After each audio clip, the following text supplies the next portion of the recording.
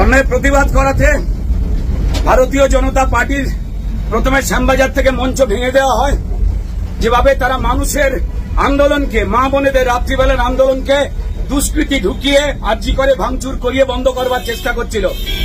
মমতা বন্দ্যোপাধ্যায় বাংলাদেশের ভয় নিজে পেয়ে গেছেন, তাই নিজে বলছেন এই বোনটার দাম নাকি 10 লক্ষ টাকা বলছেন। আজকে সকালবেলা থেকে প্রতিবাদ আন্দোলন যখন ভারতীয় জনতা পার্টির আমাদের লোকজনেরা করতে গেছিল, ওখানে রূপা গাঙ্গুলি রয়েছেন, অগ্নিমিত্রা পাল রয়েছেন, বাকি অন্যান্য নেতৃত্বরা যখন রয়েছেন, এবং আমরা যখন কালচারাল সেলের পক্ষ থেকে প্রতিবাদ করেছি, রাস্তা নাকি জ্যাম হচ্ছে, এই অজুহাতে আমাদের মারধর করে গ্রেপ্তার করা হলো। এখন লালবাজারে নিয়ে যাওয়া হচ্ছে। ঠিক আছে, এবার সবাইকে বলবো যে রাস্তায় নেমে আসতে, এরা কাউকে ছাড়বে না।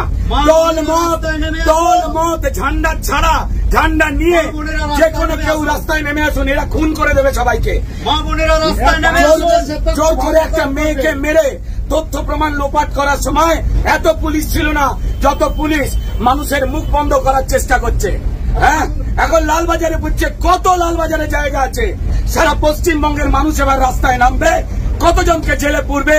অপদার্থ মমতা বন্দ্যোপাধ্যায়, অপদার্থ মুখ্যমন্ত্রী, অপদার্থ স্বাস্থ্যমন্ত্রী, অপদার্থ পুলিশ মন্ত্রী এবং তার সঙ্গে বিনীত গোয়েল, যিনি ক্রাইম লোপাট করবার বিরাট চেষ্টা করেছেন, তারা সবাই মিলে এই ষড়যন্ত্র করে করবার চেষ্টা করছেন। প্রমাণ মুছে দিয়েছেন যাতে সিবিআই এর খুঁজে পেতে কষ্ট হয়।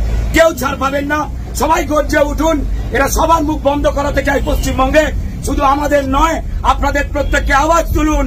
মায়েরা, বোনেরা, 14 তারিখ রাত্রিবেলা স্বাধীনতা দিবসের 12টা বাজবার পর ভোর রাত্রিরে প্রচুর মা বোনকে অ্যারেস্ট করা হয়েছে, মারা হয়েছে।